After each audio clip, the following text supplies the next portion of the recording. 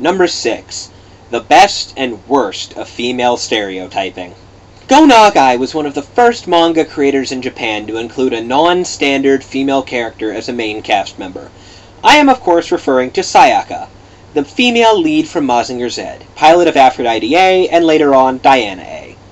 One of the first strong female characters ever put on Japanese television. She's tough, she's independent, and she was the first, and every other Nagai series has seen a similar character type. You'd think this would mean they'd be pretty decent pilots as well. And yet...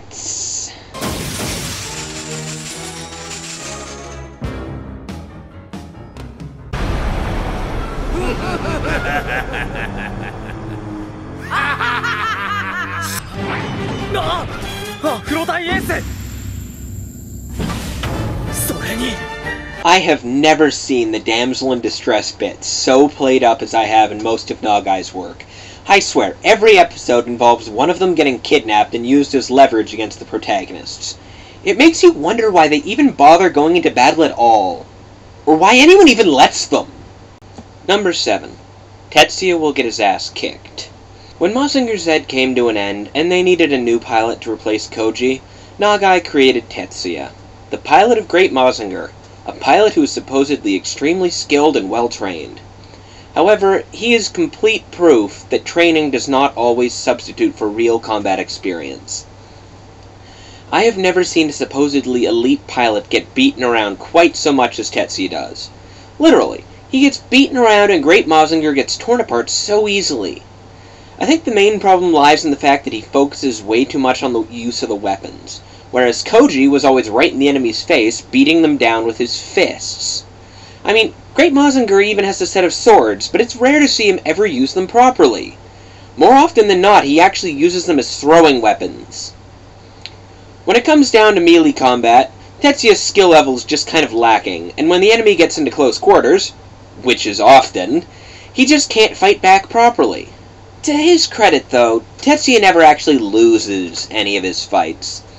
Sure, Great Mazinger may get completely trashed, and he may break an arm or two, but he always manages to bring down the last of his opponents just before his machine ceases to function.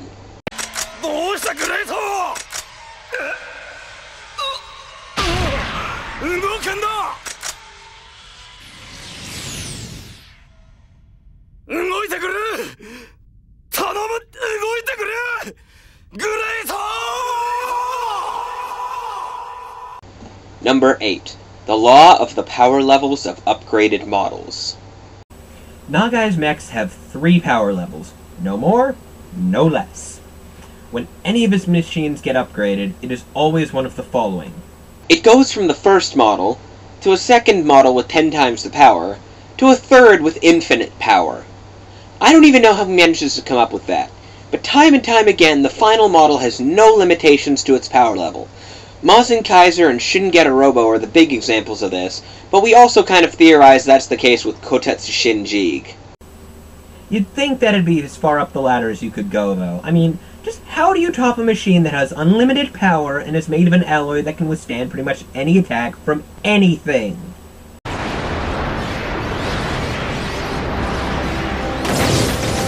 Nagai found a way! And that's it for another episode. Whether you're a fan of his work or not, you still have to give Go Nagai credit where credit is due. His work has inspired many artists and writers to create things for decades now. Hell, Tengen Toppa Gurren Lagann is blatantly stealing things from him half the time.